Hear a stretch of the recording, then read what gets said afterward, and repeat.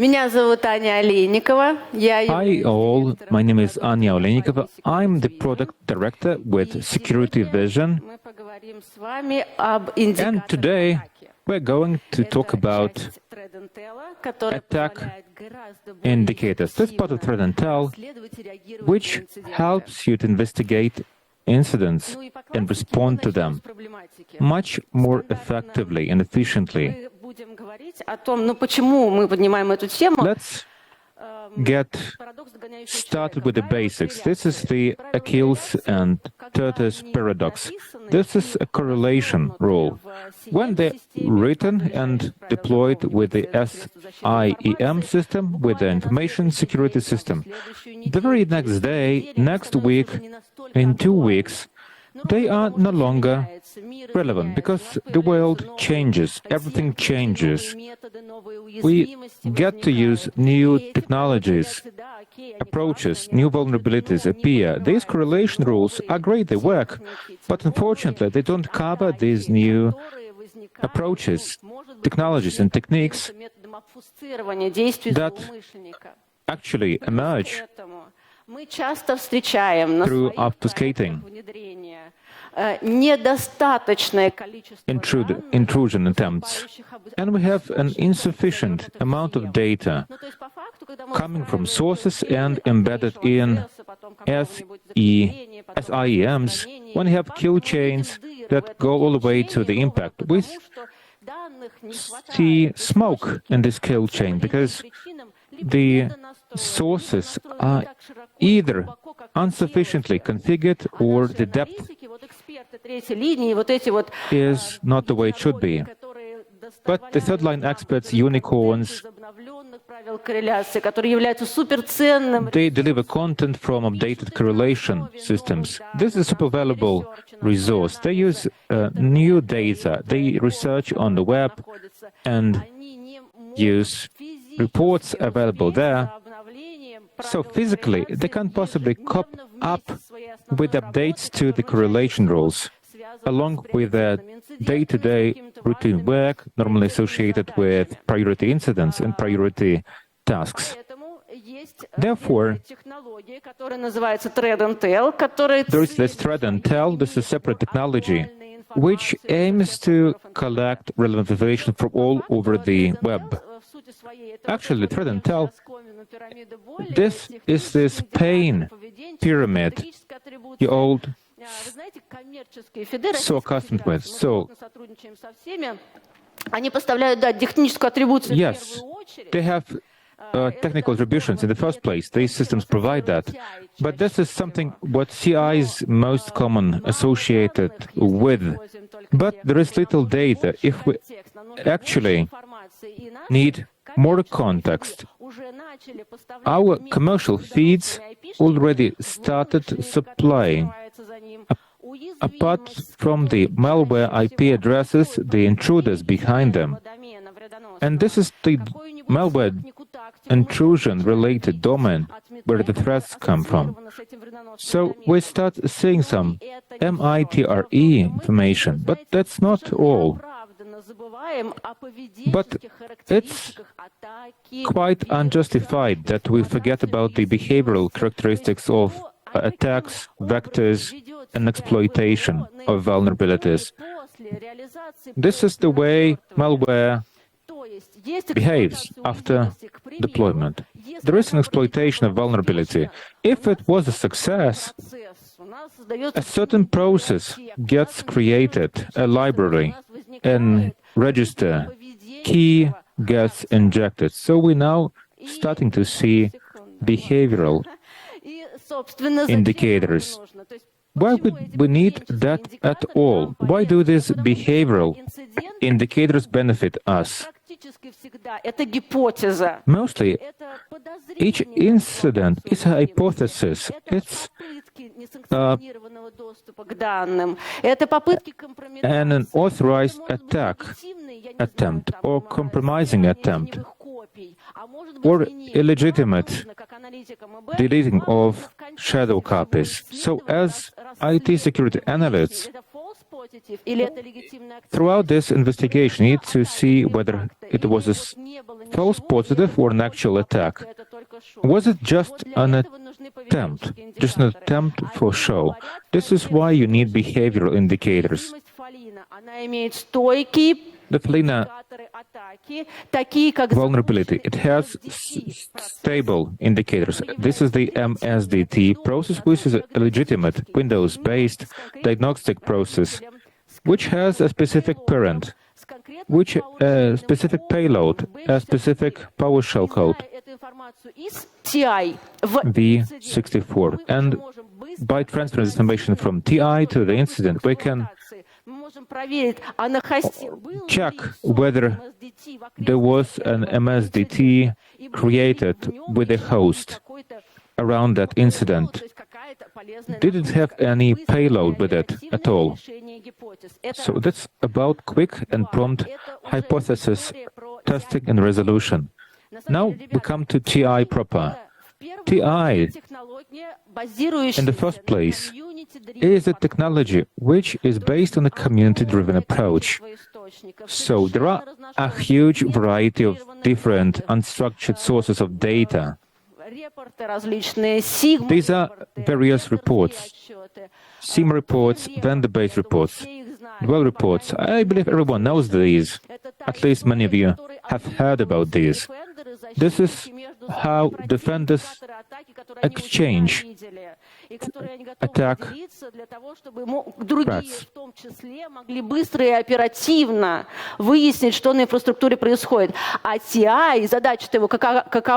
What is the purpose of TI? This is the crux of the matter. Relevant attacks, relevant vulnerabilities being exploited by intruders. Not 1 year ago, but right now, these are trending. And techniques. For instance, here we have real statistics. And jointly with RST Cloud, we collected some. This is Virus MI.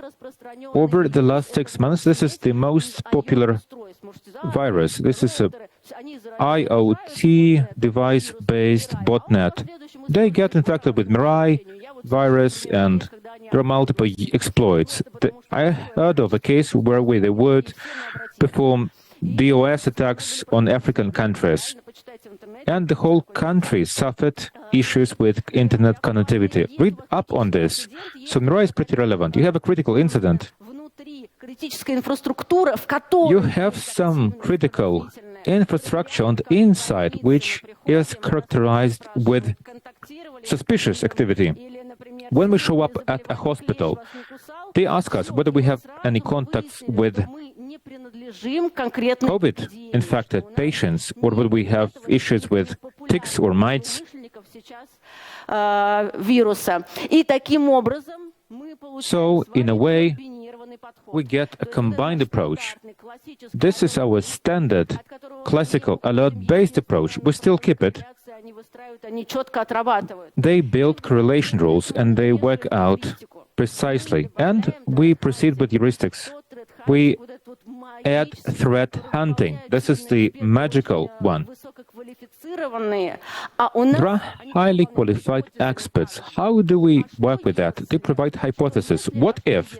A what-if analysis. So this hypothesis help us to work with threat intel. Do check the following processes. Do check these channels and their names. If processes originating from different hosts exchanged, if these are the same files, it might be the case of Cobalt. But this runs semi-automatically, so we can serialize threat hunting this way, so we can lessen the burden on our analysts. And time is a resource which is always in deficit. But theory is one thing, real life is a different one. What is my idea would like to come across? This case exists in reality. We simulated this case on our infrastructure. But we were able to mitigate this case quite soon. It's very indicative in terms of TI. It's always about connections, interaction with the external world and all the way back. These might be malicious domains, URL servers, and some suspicious malware hashes. This is always an initial access stage. These are attempts to penetrate the perimeter. These are attempts to exploit a vulnerability. These are code injection attempts. Whether they occurred or not, the TI is not going to tell you that. They will tell you that this malicious thing might be a security issue. It might be a set of non-critical incidents with these domains, but within our system, we have certain SSH key aggregation.